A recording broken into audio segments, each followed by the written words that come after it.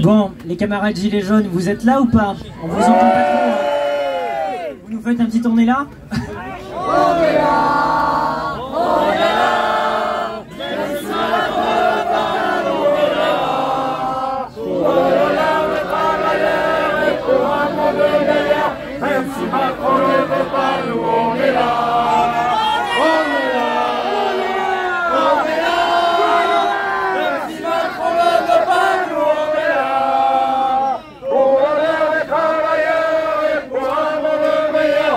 Si Macron ne veut pas, nous on est là.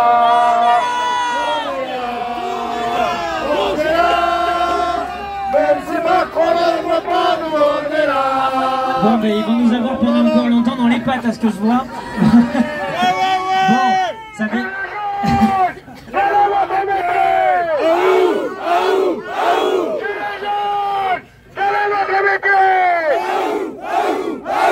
C'est bien. Tout à l'heure, Tintin, tu disais que tu voulais prendre la température, là tu l'as. Hein. Bon, ouais, ça fait vachement plaisir et... C'est même pas la vue qu'on a nous ici, c'est juste formidable. Et c'est un honneur pour nous tous parce qu'on est tous arrivés à la politique, à l'activisme via les Gilets jaunes.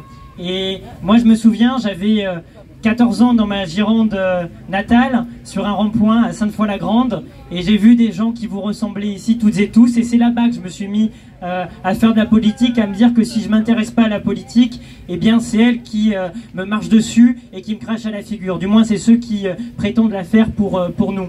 Et donc ça a été une vraie conscientisation, et si on se retrouve aujourd'hui, quasiment 6 ans après sur ce point, c'est que on a été tous emportés par ce mouvement populaire qui est le plus grand mouvement insurrectionnel de ces dernières décennies, qui est le seul mouvement depuis longtemps qui a fait aussi peur au pouvoir, qui a fait trembler le pouvoir.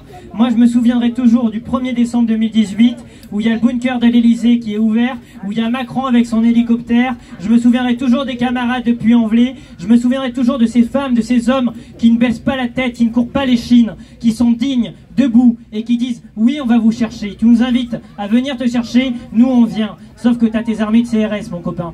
Mais un jour, on aura raison d'eux. Alors, très heureux d'être dans la France, d'être avec vous, la France qui arrache le micro des éborgneurs, la France qui fait tomber la tête des monarques, et la France qui rappelle que le fascisme est une menace à éradiquer. Et c'est merveilleux ce qu'on a fait en 6 ans, parce qu'on a tous acquis une conscience politique. Au début, on était là pour notre petit morceau de pain, et à la fin, on s'est dit que ce qui compte, c'est pas notre morceau de pain, c'est le contrôle de la boulangerie. Et on a gagné en maturité politique. À la fin, au début du moins, pardon, on disait c'est chacun pour soi, c'est ma lutte d'abord, avant celle des autres. Aujourd'hui, on dit que toutes les luttes se valent. On dit que toutes les luttes pour la justice sont un même combat. Car la racine du mal, c'est la même. À chaque fois, c'est le capitalisme. En gros, c'est l'argent avant les gens. C'est ça à chaque fois le malheur. Et donc on a compris ça en 6 ans. Donc non, on n'a pas rien gagné, non, on n'a pas perdu. On a appris des choses. Et on le dit souvent, on a semé des graines et en plus il y a de l'eau, donc ça tombe bien, ça va germer au printemps. Et je vois plein de jeunes ici. Je vois plein de jeunes et je suis content, je pense notamment à mon pote Mathis, qui avait 12 ans je crois pendant les Gilets jaunes et qui s'est formé sur les ronds-points. Et aujourd'hui il est là. Et donc je pense qu'ils ont de quoi avoir peur. Ils ont de quoi s'inquiéter.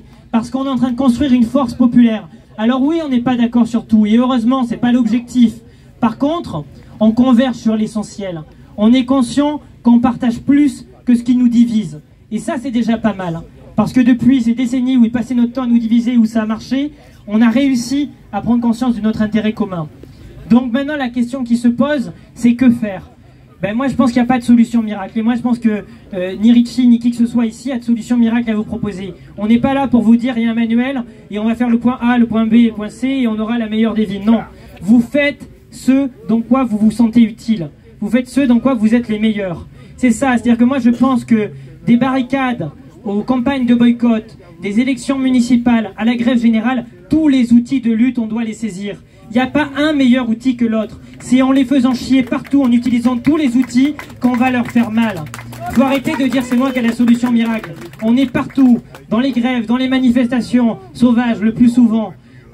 Et sur les ronds-points, c'est très important.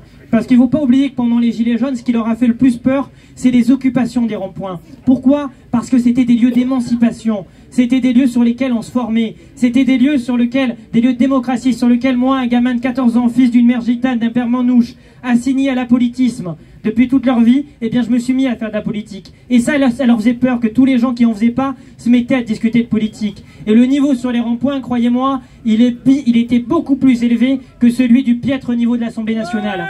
Parce que il s'avère que j'y travaille en ce moment et croyez-moi, ça vole pas haut. Ça vole pas haut parce que la connaissance populaire, c'est vous qui l'avez. C'est vous qui avez les solutions. C'est vous qui savez mieux que quiconque comment on va s'en sortir. C'est pas eux. Parce que la politique, quand ça devient un métier et que tu deviens politicien, bah il y a un problème. Il y a un problème parce que du coup, tu sers plus les intérêts des gens parce que tu en es déconnecté. Donc la politique, c'était les ronds-points, il faut y revenir. Alors oui, ça va pas être facile parce qu'ils font tout pour les dégager. Jérôme y parlait tout à l'heure de l'anniversaire des 6 ans, c'est le 16 ou le 17 novembre pour ceux qui préfèrent y aller le dimanche. Soyons sur les ronds-points, effectivement. Ça va envoyer un signal très très fort. Celui qu'on n'a pas disparu.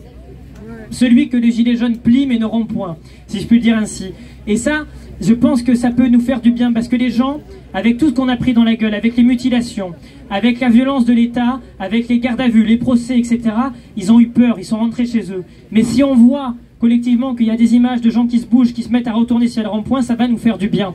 Et je pense aussi qu'il n'y a pas rien qui se passe depuis 6 ans et qu'il faut mettre en valeur toutes les initiatives. Vous êtes là depuis 6 ans, vous avez construit je sais pas combien de cabanes et force à vous. Il y a des camarades à Dunkerque qui ont ouvert une épicerie autogérée. Dans le Tarn, il y en a qui ont ouvert une radio. Enfin, je veux dire, il y a plein de choses qui existent. On est beaucoup plus fort. En fait, pour tout dire, je pense qu'il ne faut pas prétendre vouloir organiser le grand soir. Le grand soir, il arrivera un jour ou l'autre. Je veux dire, on aura d'autres opportunités. Les gilets jaunes, ça reviendra en x10. Par contre, la différence par rapport à 2018, c'est qu'on a des outils, on a un réseau de contacts et de militants, on a des connaissances, donc on a beaucoup plus d'outils à notre disposition qu'il y a 6 ans. Donc les amis, on lâche rien. Et sur la question de l'après, parce que c'est aussi important de parler du monde dont on veut, moi je pense que ce monde-là, c'est un monde débarrassé du système présidentiel, où on a un homme qui nous dit que pour tous, il peut faire mieux que les autres. Ça, c'est pas possible. Je pense qu'il faut une perspective municipaliste. C'est-à-dire qu'on met fin au présidentialisme du bonhomme qui dit « moi, je sais pour vous, je vais faire pour vous », parce que combien même il est bien intentionné, ça n'ira pas dans les intérêts des gens parce qu'il est déconnecté et éloigné de la vie des gens. Il faut le pouvoir aux gens dans les entités municipales et locales. Il faut que les gens décident à leur échelle de leur vie. Et ça, c'est tout à fait possible.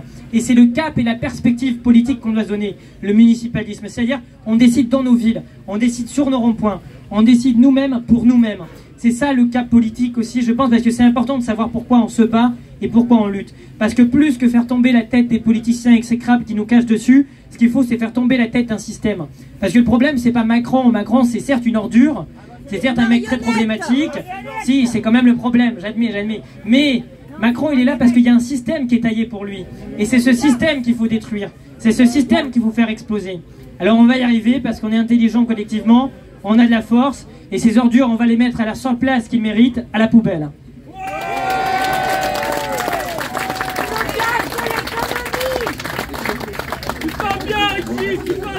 Bravo Richie.